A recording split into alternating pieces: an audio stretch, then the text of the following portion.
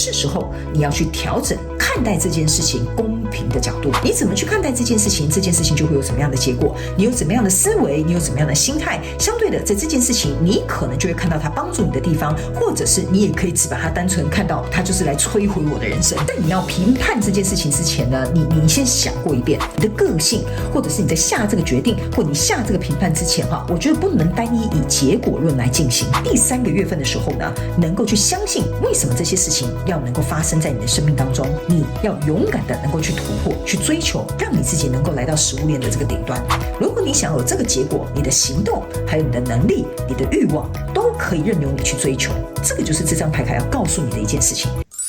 Hello， 牡羊座、白羊座的朋友们，大家好，我是 Jane。今天这个影片是要给牡羊座、白羊座的朋友们的正能量运势牌卡解读。那正能量运势牌卡解读呢，它没有任何时间上面的限制所以呢，如果你不是在我们首播的时候看到这一则影片呢，我会建议你前后推敲3个月左右的时间，或者是以你当下的看到的这个季节为主。OK， 那我们接下来要跟大家说明有关于正能量运势牌卡解读的整体架构跟流程。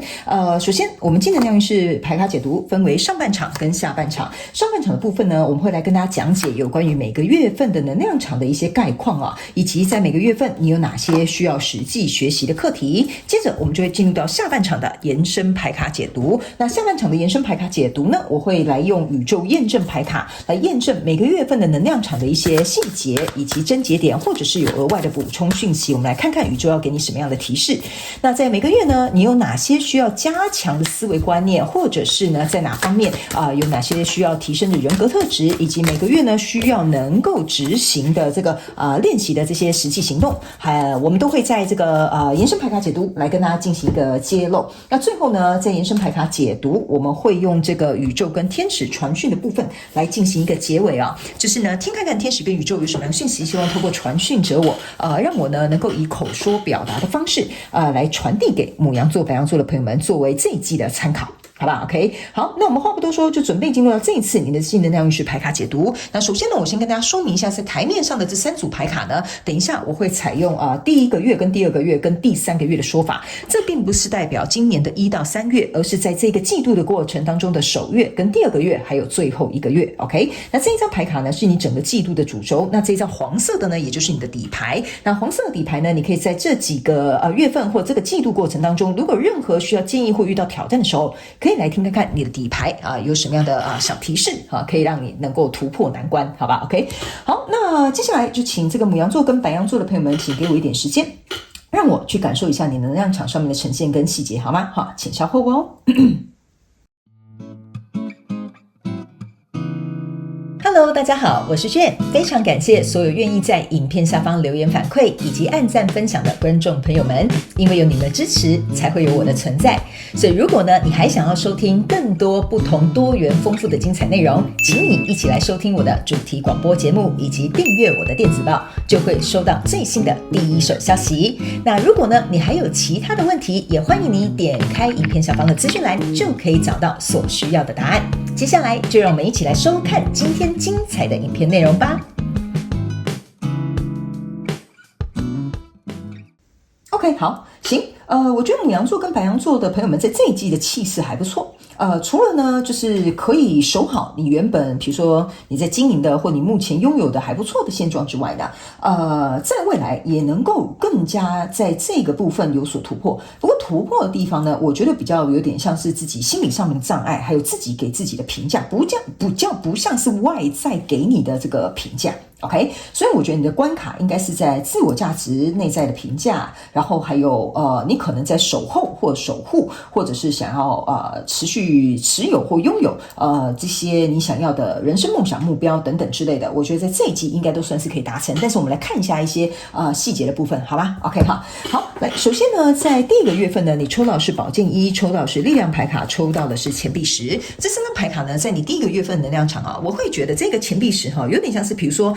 假设这个有一只龙嘛哈，假设你现在是在追求一个创业好了，或者在守护一份感情哈，目前这个跟你交手相关状况、人数、事件、梦想或目标呢，我觉得是蛮不错的。OK， 不过呢，这个过程并不容易哈，就是说在要得到这个钱币石之前呢，我们的牡羊座、白羊座的朋友们是用尽很多力量的哈。你可以看到这个就是很像在马戏团杂耍表演的这个人，他是在倒立的哈。这张牌卡是力量牌卡，然后这边有一个钱币一哈 ，OK， 但里面呢，它这个钱币是一个无限循环的一个记号，意思就是说这个你想守护、想达成的这个销售相关状况、人数、事件、梦想或目标或关系等等之类的哈，是花费了你很多九牛二虎之力哈，就是去把它就是有点巩固起来，或创造起来，或者是维持起来，或把这个女孩子追到手，好 OK 哈。所以在这样的状况当中呢，才会去创造这个宝剑一的这个状态。那宝剑一呢，这一张牌卡你可以注意看哈，它是一个像一个矛哈，就像我们那个士兵他们手上持的那个矛。然后呢，这边有一个皇冠，旁边有一些红色的鲜花围绕。那在这个矛的最下方这边是有一颗爱心的。所以我才会说这个你交手相关状况、人数、事件、梦想或目标是你很想像这个花一样这边狠狠的扎根，然后呢，在这里呢也是你的爱心。那这个爱心呢，象征就是你的热情或者你真的很喜欢这个人或者是你对这一个东西是有憧憬的。然后上面有一个眼睛，意思就是说你是下好才离手的，就是你看准了，我就是要追这个女生；你看准了，我就是要投资这个项目；你看准了，我觉得我创业走这一条路应该是就是10拿9稳，不会错。OK， 所以在这样的状况当中，我觉得你是胸有成竹的去完成的一个初步的一个状态，所以我才会说呢，在这一季的气势其实蛮不错的。那我会稍微跟你解释一下，在第一个月份的时候，你还是依然要保持这样的态度，因为这样子的态度才会让你在第一个月非常的稳固，能够持有或拥有或守护这个你想要有的这个相关状况人数。那来到第二个月份，为什么我会说呢？你在这一季比较多关卡是跟自己内在的什么自我价值自我评判还有就是要能够持续努力去巩固有关。因为来到第二个月份呢，你抽到是宝剑9，抽到是权杖骑士，然后呢还有这个是judgment。 OK， 在第二个月份的这个过程来说我会觉得这几张牌卡在你第二个月份我觉得蛮合理的。为什么会说合理呢？原因是因为比如说在这个月之前你好不容易创业了，现在终于开幕了 OK， 那开幕之后终于开始赚钱了嘛，虽然可能打平或者是因为刚开幕大家很新鲜，大家就涌入这些人潮或者是订单就爆满 OK， 所以这个状况让你有一个新的开始，然后你也花费了很多力气去维持，甚至去处理这些创业该面临的问题，然后得到了你想要的钱币石。那第二个月来到这里呢，为什么我会觉得说这很合理原因就是第二个月来了，就有点像是第一个月很棒，因为开幕嘛，第二个月来了 OK，第二个月来之后，你就发现好像就有潮过了大家呢好像没有像第一个月想尝鲜订单没有那么爆满好像恢复到开始好像有点掉落或持平的一个状态。那牡羊座跟白羊座的朋友们在这里呢，就会开始有一种觉得说，奇怪啦，这个情势怎么不对啦？这个人怎么开始好像我追到手之后，他好像就得意忘形啦或者是比如说创业第一个月很顺利怎么第二个月好像就有点不符合预期？这个 judgment 就会开始出来了，你就会开始去判断，或者是去审视，或者是去给这个状况一个你自己心中主观的定义。那你心中这个主观的定义呢，代表的也就是你的价值观。所以呢，你去想如果假设第二个月这个业绩稍微有点下滑了，你就会觉得说一定是我不够努力或者是比如说一定是就是他们不懂得欣赏我的作品或者是比如说他怎么跟我当初想象的不一样他一定是我觉得一开始就跟我不认真我就随便乱举几个例然后你去想一下，就是代表说你心中的这个想法会去影响你看这件事情。然后呢，在这里这张 judgment 呢，给我有一种感觉，就是你看到这是一个蛇它是围绕成一个圈圈，然后这边有一个眼睛在落泪 OK， 我觉得某部分的牡羊座跟白羊座的朋友们，在第二个月你会遇到的一些情绪上面的动荡，是跟你的欲望有关的。比如说你定的业绩是100万，你第二个月开幕了只做到比如说70万 OK， 所以这个时候你的欲望会让你感觉到说，我好像站在这个独木桥上面因为它是单脚站立嘛其实跟我们刚刚这个在这边很像马戏团杂耍这个人是一样的道理 OK 他两只脚都是离地的，他只用这个手去支撑他的身体，所以来到这里之后，你就会开始觉得有点不稳因为你可以看这个人好像是有点晃动的 OK， 所以你就会开始觉得说，是不是我自己欲望太大了，是不是我要求太多了，是不是我怎么样所以你这边开始就会有一些声音出来这个呢不仅是审判你自己，也会审判在跟你交手这个相关状况人数 OK 那由于这个欲望呢的驱使，比如说你很想得到这个人，跟这个人在一起了，那我们感情应该要更加强烈才对怎么突然变成第二个月变老夫老妻了好像变成理所应当的所以这个欲望的这个驱使，或这个你很想达成的这个目标，或这个想要向前冲的这个冲劲开始有一点就是没有一个怎么讲没有一个方向让你可以100%使出全力去做这件事情。因为比如说，假设你就是准备100件货物，可是这个月就是真的只需要出货50件啊，那你剩下那50件怎么办？你总不能拿到大街上随便乱卖吧，或者是比如说随便送给别人嘛。所以我为什么会告诉你，这个欲望开始找不到路出去的时候哈，就会让你自己有点卡在这里，你就会当然会有像这个眼睛稍微流泪这个状态，就会有点伤心，有点难过，就会想说，那我是不是一开始其实根本就搞错方向了，或者是比如说是不是一开始这个人他可能就是看我好欺负，所以才跟我在一起，所以你原本这边的这个爱心哈是没有落泪的，但是来到这边开始有点落泪了。所以你就在思考一件事情，到底是我的问题还是对方的问题还是环境的问题哈？这个审判就开始出现了。然后呢，紧接着这边有一个宝剑九，这个宝剑九啊，就像把你拴在这个墙壁上，你动弹不得。OK 哈，那在夜晚的时候，你的情绪会特别的出来。OK， 比如说你就会去想说啊，那他今天好像很早睡，没有回讯息给我，是不是已经开始对我冷淡了 ？OK 哈，哎呀，我已经做这么多促销活动了，怎么客人都还不买单？是不是他们觉得说其实这个东西根本就不好用？这样 OK 哈，或者是比如说你看其他商家都有留什么5星评价啊，我们怎么都没有客人喜欢愿意帮我们留评价？你就会开始在这样子左思右想，特别是在夜晚的时候，你会想很多。OK 好，那来到这边这个权杖骑士哈，对不起，这是一个权杖国王哈。来，这个权杖国王呢，你注意看哦，这个权杖国王是一个穿着很像绿色的叶子哈 ，OK， 然后拿着一个权杖，然后旁边这边有一个很像是小喷火龙吧 ，OK 哈。这个权杖国王呢，我觉得非常有趣的一件事情，就是说，你看他看起来，我们就把它形容成像是怎么说呢？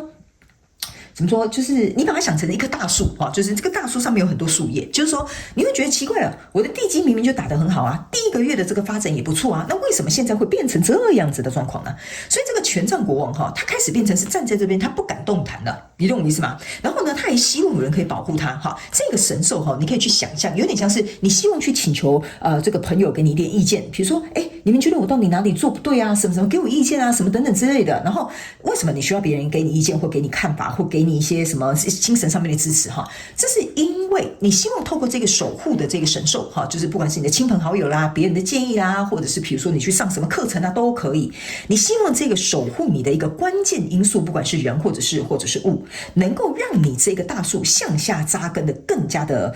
这种确实吧。OK， 但是呢，由于你希望有一个像是一个保险哈，就是这个东西好像有点保险，就大家跟你讲，你不要想太多啦，第2个月本来就是这样 ，OK 哈，或者是比如说你去学这些行销的手法，你就说我已经做到所有这个老师告诉我要做的这件事情啊 ，OK， 这张牌卡有几个意象，第一个，这个是还在生根的一个阶段，所以这是一个权杖国王。第2个，你为什么需要有这个保险，就是因为你想知道说我在继续投入之后，值不值得我这样子去做。OK 好，那这张牌卡还有一个比较细微一点的能量场，我也都告诉你们哈，因为来看这个大众能量运势牌卡解读的人很多。那这张牌卡这个守护神兽哈，有一点像是说，你想要有一个人给你一个保险，来确认你的想法、你的方向，然后你的选择是正确的。OK 好，那我刚刚有跟你讲，一开始的时候我有说，你的这个东西是不需要别人来给你这个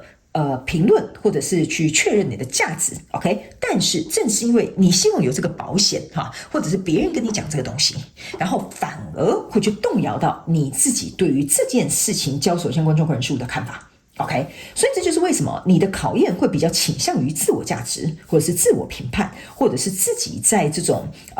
事情的经历跟过程当中呢，你对自己的肯定度有多少？这比较像是你这一季的最主要的一个状态。OK， 那来到第3个月的时候，为什么我会跟你讲，其实你的状况是很 OK 的，但是我们人嘛，总是会有一些心魔，我们自己要过这个坎，然后学习这些心灵或者是内在的这些成长。所以来到第3个月呢，其实你抽的是权杖6，然后还有这个钱币骑士，然后还有这个宝剑3。这3张牌卡在你第3个月的时候，其实我觉得是很好的，就是说在这里呢，我觉得你会稍微卡住一点点，但是就是像我讲的，内心的那个坎暂时过不去。但是呢，来到第3个月的时候，我个人会感觉你会重新燃烧起你的热情。你知道，你可能在这边受了一点点重伤，就是发现这个人好像对我冷淡，发现这个业绩好像不好，发现这个东西案子好像推不太动。来到第3个月份，我觉得虽然你会有这种很受伤的感觉，但是你会重燃你自己的这个热情，骑着这一匹白马向前突破。OK， 但是在前面突破的时候，你注意看你在第1个月、跟第2个月、跟第3个月，所有的牌卡都会有一张是单独站在这里的。OK， 不是单独靠手，要不然就是单独靠脚。OK， 好，这一张单独靠手支撑起来的哈，有点像是说呢，你自己一手遮天 ，OK， 所以这一张牌卡有点像是你自己努力来的。那这个踩在这个脚那个轮子上啊，就那个蛇的轮子上那个脚哈，有点像是说哈，你开始。以这个是一手去打造，这个开始有点像是在依照你自己的欲望去做这件事情的审判，而这个呢是走在这个钱币上面，是一砖一瓦的。所以第3个月，我觉得你的心态会转换成说，一开始我自己觉得我可以做到，我可以一手打理好所有的事情。第2个月，我发现我的欲望好像我到底要怎么样驾驭我的欲望，或者是因为我的欲望驱使，然后导致于我自己的恐惧产生。那第3个月开始，你会觉得说没关系，即使这些状况是宝剑三的状况，我依然想要一步一脚印的持续的向前进。所以呢，这一张牌卡呢，就是告诉你，你开始觉得说，只要我地基打得稳，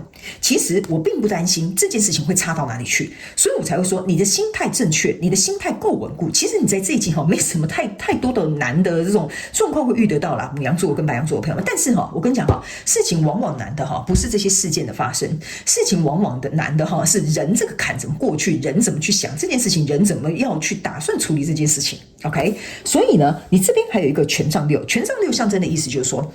这边有3个权杖 ，OK 哈，那另外一个也是3个权杖，意思就是说你会开始去这个月我觉得你会做一个重盘调整，就是说你的计划不能只有 Plan A， 你要有 Plan B， 或者是比如说假设好了，你不能只单独投一个项目，你要分散风险去投资另外一个项目，或者是比如说你在追求这个女生的时候，你只看上她一个优点，但你没有去观察她其他的这个人格特质或者她的缺点 ，OK， 所以在第3个月的时候，你开始能够理解了 ，OK， 事情不能只是就是一条路杀到底，你在第3个月会领悟，除了我要开始重新燃烧我的热情，我觉得我会挺过去。第2个，我觉得只要我地基扎得够稳，我就不怕我倒塌。OK， 第3个，你开始能够意识到说，绝对不可以单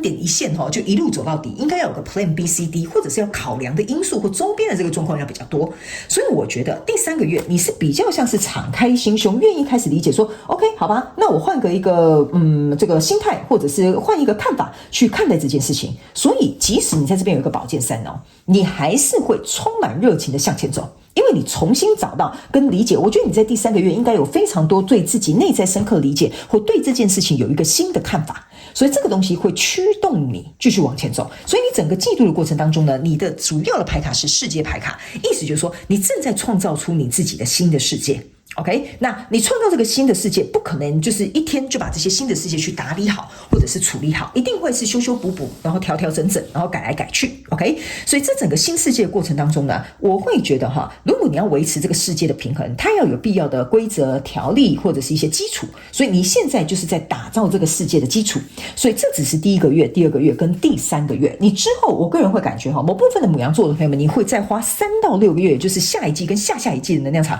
去处理这个跟你交手的相关状况人数，而且那个时候的你会变得更加的成熟，更加的谨慎，更加的灵活，还有弹性。所以这个世界你势必要打造，所以我才跟你说，你在打造这个世界过程当中，就像我们在打磨嘛，打磨，比如说你就算造一把剑，你都要敲敲打打，然后再修修改改，然后再磨来磨去，是不是这样说？所以我觉得你是在这个过程，你可能不需要给自己太大的压力，好吧 ？OK， 好，那接下来我们来看，那既然如此，每个月你有什么需要学习的课题，我们一起来看一下，好不好 ？OK， 好。那等一下呢，我们会在下半场来给这个牡羊座跟白羊座的朋友们看看，在每个季度这不是每个季度，每个月份呢，还有什么样的细节症结点，或者是额外的补充讯息，可以让我们的牡羊座跟白羊座的朋友们更了解这一季的走向。还有呢，在下半场我们也会来跟大家分享，在每个月你要加强哪些思维观念跟提升哪个部分的人格特质，以及在每个月如果遇到这些状况的话呢，你要怎么样去调整或者是练习哪些实际行动，好吗？那最后我们就会来进行宇宙跟天使传讯的部分。OK， 好，第1个月你要能够学习的叫做臣服。OK， 好，那这一张牌卡呢，就是说你要去释放掉你的控制。OK， 好，这就是为什么我会觉得在第1个月份的过程当中，我有说了，你是费了9牛2虎之力，很认真的自己一个人只手打天下，终于迎来了这个钱币石。OK 哈，那这个东西也是你看准瞄准，你热爱，你想要做或你要追求的。但是在这个状况当中呢，第1个月就是因为得来不易，好，得来不易，所以你用了花尽心思、用尽力气得来不易的东西，你觉得你会轻易的让它离开吗？不可能嘛！好，这是我们人的天性啊。我们要好，我们还要更好，我们要这个，我们还要更多哈，很正常的。我觉得这是人追求成长的一个过程。但是这个 surrender 呢，有一点像是在提醒我们这个牡羊座跟白羊座的朋友们哈，第一个月是要告诉你，不是说哦，那我就臣服吧，不要管这些东西吧，这些东西什么发展我就让它发展吧哈，不是这样子的哈。这张牌卡是要告诉你哈。目前你现在走到哪一步，那你就好好安住在当下做到这一步就好了，你不要死紧紧抓着不放，不然你就会造成一个很大的期望落差。OK， 你这个期望落差就是在第二个月这个蛇的这个圈圈跑出来的时候，你就有一个很期望落差。所以 surrender 有点像是说，第一，专注在当下，当下的情势怎么样，我们就尽可能做到最好，这是第一个你要学习的课题。第二个，不是说你不可以设你的目标，不可以设你的欲望，而是说你可以知道哦，我大概下个月也想做100万的目标，但如果没有达到，我相信一定有我可以调整的地方，或者是我觉得一定是有哪里在提醒我为什么这个月做不到这样子的业绩。所以你不要去排斥跟抗拒，因为排斥跟抗拒是一种很紧缩，然后很我不知道怎么用这个东西来形容。排斥跟抗拒是有一点像不接受现状。OK， 那相对的不接受现状，你没有跟着这个生命的流动，或者是这个命运当中的这个安排哈，因为我们命运当中的确是有一些安排，其实是来保护我们的，不是来害我们的，所以这个东西反而会让你没有办法保持在一个正确的、正向的或乐观的去看待这件事情。所以这个第一个月是要告诉你，你要能够懂得去臣服，懂得去了解活在当下，懂得知道这些事情为什么会发生在我们的身上，懂得知道说我可以设一个目标，或者是设一个梦想，但是没有达到的话呢，一定里面有我可以学习的地方，所以你不会排斥，你不会很紧缩，你不会觉得很愤怒，或者是开始变得趋近于好像很像绑手绑脚，然后很紧张这样。OK， 这个就是你在第一个月要学习的。OK， 因为我会觉得为什么要特别跟你讲你要臣服就是因为这个钱币石是来到一个很完美的状态了。OK， 所以在这么完美的东西呢，我告诉你就像有钱人更比我跟你讲一个很有趣的理论有钱人为什么就是我不能这样以偏概全所有的有钱人但我举一个小例子给你听，就是你可以去观察一些有钱人为什么他们的小气。OK， 好，第一，你正向去想，他就是精打细算的一个人，对吧 ？OK， 他就是因为很在乎他的财务状况他才会精打细算这样子。所以旁人看来，如果假设你是以正向的去看这件事情，就觉得他精打细算，因为他很在乎他的财务状况，所以难怪他这么有钱。好，另外一个看法就有点像是说，他就是很小气然后他就是想要把这些东西都占为己有他就是有这么多了还要更多了，他这个人就是贪心所以如果假设你就是这个很害怕失去你好不容易建立起来财富的这个富翁好了 ，OK 那你就真的会变得很紧缩，你很害怕花100块，你很害怕就是说投资这个可不可以为你带来更多的钱，你每天都在这种很紧张的这个状态下，那你成为了一个百万富翁，你并不开心，你懂我意思吗？你反而没有在 enjoy 这个 moment， 所以这个 surrender 就有点类似像这样子意思，你已经达到钱币石了，但是你却还是就是很紧绷很紧缩的这个状态的话，反而失去了原本你一开始想要开拓这个世界，你想要去创造这个新的开始，或者是你想要去巩固的这件这个交手相关状况人数你反而让自己费了太多的劲去控制这些现状。OK， 所以有些时候臣服轻松一点点，你会发现事情来得比较容易。那当然，这个也会带领你去看待这件事情到底是正向帮助还是负面的这种状态。OK， 所以我大概刚刚举一个例子，让你能够了解一下下。OK， 然后有一些人像我刚刚在举那个例子，比如说你就会看到有一些有钱人，那你可能就会觉得说，他们一定都是做什么不法的勾当所以他们才会有钱那这样子呢，其实你也是在跟金钱做一个排斥，代表说你不想变成有钱人，你在许的愿望叫做你不想变有钱人，你不想臣服于你现在就是没钱，那你要怎么样变有钱？OK， 所以我才会跟你讲说，如果你现在没钱，你就是臣服在当下，活在当下，去看这个东西到底要怎么样带来这些课题，让你能够朝向比如说你想变成百万富翁的方向去前进。这个就是这样子，不要抗拒，不要用力，不要过分的紧绷，就是在这里。好吧 ，OK 这稍微提一下，你们就懂了。那来到第二个月份呢，你要学习的这个状况呢，叫做责怪。OK 啊，blame 责怪也可以啊哈。这张牌卡其实是要告诉这个牡羊座跟白羊座的朋友们哈，这个就是为什么我会跟你讲，如果假设你在第一个月份哈，你这个目标设得很夸张哈，你就会有一个期待落空。期待落空之后呢，你就开始有去责怪啊，是不是我做不够好？是不是我产品不够优良？哈，是不是他其实根本一开始就利用我 ？OK， 这个时候如果你责怪的这个能量场出来了哈，你不想去承担其中你想承担的责任的话呢，你就会进入到一个受害者的角色。所以这张牌卡是要告诉你，第一个你要学习的就是不要掉入受害者的角色。第二件事情，责怪对这件事情没有帮助，但是承担责任对这件事情有帮助。OK， 这就是你在第二个月要能够去学习的课题。OK， 第三件事情，责怪这件事情只会让你的自信心、自我价值还有自我肯定变得低落，所以它也不会去帮助到你内在的世界。所以你外在有世界要忙，你的内在世界又垮了，那你去想一件事情，你会变得很吃力。所以你要把这几个要学习的课题，在第二个月，我觉得你要能够把它扛起来。好吧 ，OK 哈。那第三个呢？这边是一个 friendship，OK 哈，这有点像是一个友谊 ，OK。这张牌卡哈，其实是要提醒牡羊座的朋友们，我刚刚有讲了，你这张牌卡给我有一种只手打天下的感觉，有可能哈是你在第一个月某部分的牡羊座跟白羊座的朋友们哈，你们不敢全力下放，或者是不敢跟别人合伙，或不敢跟别人合作，或者是不敢把这个东西交给别人，这个呢都是跟你的信任，或者是跟你自己对于这件事情的掌控程度是有关的。所以第三个月份，我觉得你要学习的一件事情就是说，单打独斗能成功当然很好 ，OK， 你自己能够表现出你的价值当然很棒，但是当你身边没有盟友的时候，我刚刚有跟你讲啊。你不是有这个守护神兽，你就开始去要求别人给你建议、给你想法、给你什么东西之类。你去想一下，那别人也会讲说，那你当初不是自己很有自信吗？那你现在来问我这干嘛？我不擅长这个东西，对吧？所以有些时候在我们身边我们是的确要有一群跟我们志同道合的朋友。这张 friendship 呢，我觉得有点像是让你在第三个月要去学习到一件事情，就是说，不要害怕，这件事情交由别人去做。它不会失控的，只要你能够信任自己，你能够去处理所有状况跟问题，或者是你能够相信你的这个伙伴，我觉得花一点时间让他们去做，不是花一点时间让他们去做，应该说把你的时间空出来，然后呢，把这些事情交给他们去做。OK， 我觉得你会得到不错的资源，然后还有不错的帮助，然后不需要自己一个人单干。OK 哈，那第二个，这张牌卡要请你在第三个月学习的课题，我觉得这张牌卡有一点像是说哈，某部分这应该是极小众的学习，某部分牡羊座跟白羊座的朋友们哈，这张牌卡是有点像是。给那种就是我们这样讲好了哈，见色忘友哈，或者是比如说就是自己专心于一件事情就把朋友丢到一边去的人哈，我就讲见色忘友，大家比较容易懂啊。比如说第一个月你就好不容易找到你一个天才，然后你想跟他在一起，你觉得说我一定要好好控制这件情势的发展，我一定要把他追到手哈，然后追到手之后好了 ，OK， 你行了嘛哈，但是在这段时间你都没有理你的朋友，所以来到这里的时候呢，你就说啊怎么办？最近他好像对我很冷漠，你就跑回去找你的这个神兽哈，就像你的朋友、你的兄弟、你的哥们、你的姐妹，他问说啊现在到底是怎么样啊？什么等等之类的哈，这张牌卡就有点像是哈，你的朋友在跟你讲啊，你不是都见色忘友吗？啊，你不是有那个男朋友女朋友这样就好了吗？啊，不需要我们的建议嘛？你不是什么都懂啊？你不是觉得他最好了？为什么这个时候还来问我们 ？OK 哈，所以这个就是为什么我会跟你讲，这两张牌卡在这边是有意义的。所以在这里，我觉得某部分极小众的这个牡羊座跟白羊座的朋友们，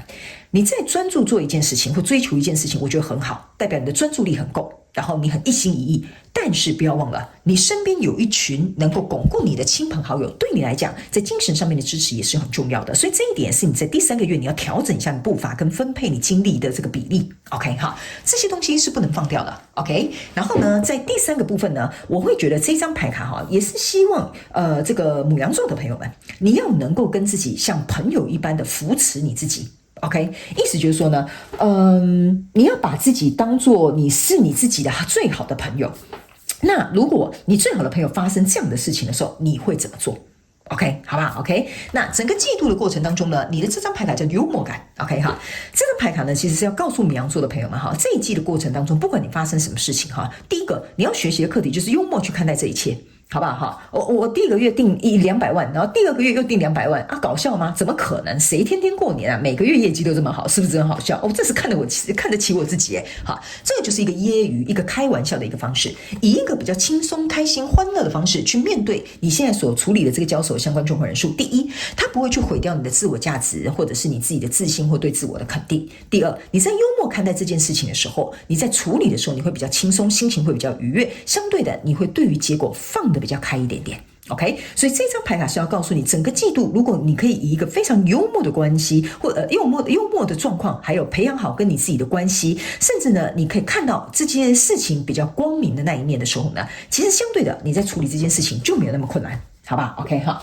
好，那接下来最后我们来看一下你的王牌底牌，然后要告诉你什么样的讯息，好吧？如果你在这一季遇到任何的问题，你可以来参考这个建议。这张牌卡叫约他吧 ，OK 好，放下你的手机，跟真人来往哈。你看啊，这张牌卡哈，我可以跟你发誓 ，OK 哈，我刚在解释这个 friendship 的时候，我是完全没有看这张牌卡的，因为我离他蛮远的 ，OK。那我在解你们的牌卡的时候，其实大部分的时候呢，我也不太会看着牌卡，我会看着我的墙，因为我会去读这个能量场，然后去感受这些东西。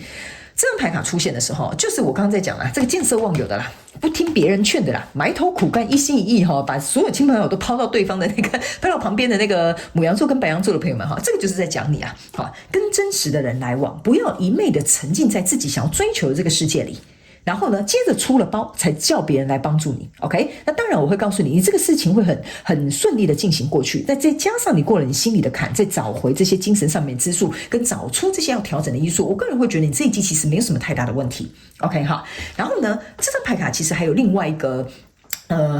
含义在里面 ，OK 哈。除了要告诉你要跟你身边的这些好的这些友情啊或爱情啊，或者是亲朋友的这个关系要持续能够保持交流之外，第二个就是要告诉这个怎么讲，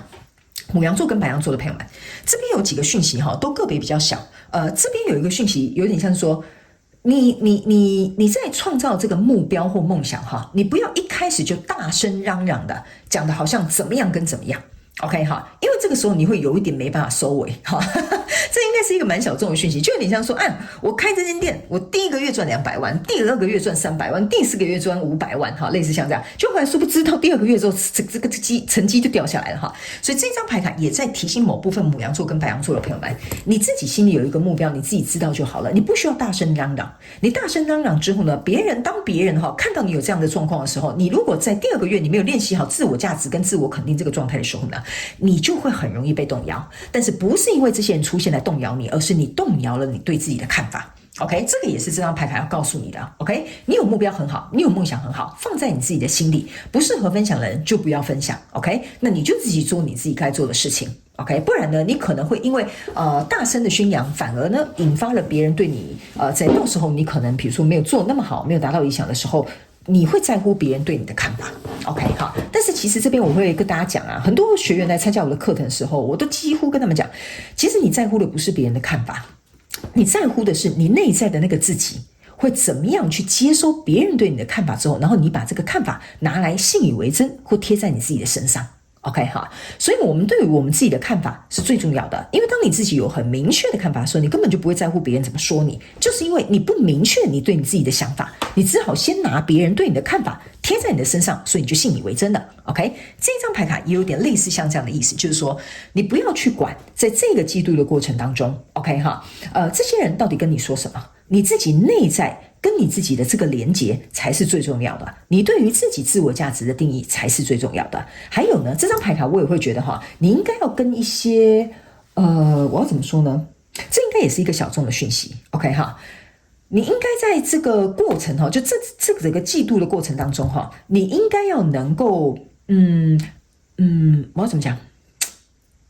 这应该是某部分牡羊座的朋友们蛮小的，因为我要读那个能量的时候，它后面尾巴有点散掉哈，我会觉得这一张牌卡你注意看到，他们2个人都是赤脚的，赤裸裸的赤脚。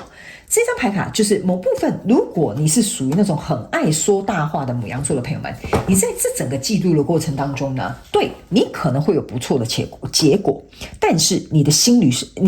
是很空的，就是你很害怕这个东西随时崩塌。OK， 你很害怕这个东西随时崩塌，所以呢，我会建议你，为什么这边有一张牌卡哈，这个钱币骑士一步一脚印的原因就是在这。OK， 所以如果你喜欢说大话，然后呢，很喜欢去四处嚷嚷的牡羊座跟白羊座的朋友们，我觉得在这一季你要稍微低调一点点，因为这一季考验的是你内在的这个状态，所以你要先把自己处理好。然后呢，你当然很有实力，你就可以很有自信跟别人讲，这个我完全不会建议，你本来就应该把你好的一面给大家看。但是如果你自己本身实力还没有那么强大的牡羊座跟白羊座的朋友们呢，在这一季你就要稍微低调保守一点点，这是这张牌卡要告诉你的。OK， 好，那以上呢，这个是我们上半场的延伸牌卡解读。我们接下来要进入到下半场的延伸牌卡解读。那下半场的延伸牌卡解读呢，我们会来跟大家分享，用宇宙验证牌卡来验证每个月更多的细节跟症结点，还有额外的补充讯息，以及在每个月份呢，你要加强哪些思维观念，以及每个月份要提升哪些人格特质，甚至呢，在每个月宇宙希望你能够去练习的实际行动是什么。最后，我们就要用天使跟宇宙传讯的部分来结束，好吧？所以欢迎你们加入我们的下半场延伸牌卡解读。那我们下半场的延伸牌卡解读的这个连结就在我们影片下方的这个资讯栏，所以欢迎大家点开来就可以加入我们的下半场延伸牌卡解读。OK 哈，好，那以上呢这一季的这个概述跟能量场的稍微一些说明，希望也可以为我们牡羊座跟白羊座的朋友们带来一点点小小的帮助，好吗？非常感谢你来收看我的影片，也希望你会喜欢。那我们就下半场延伸牌卡解读见咯，拜拜。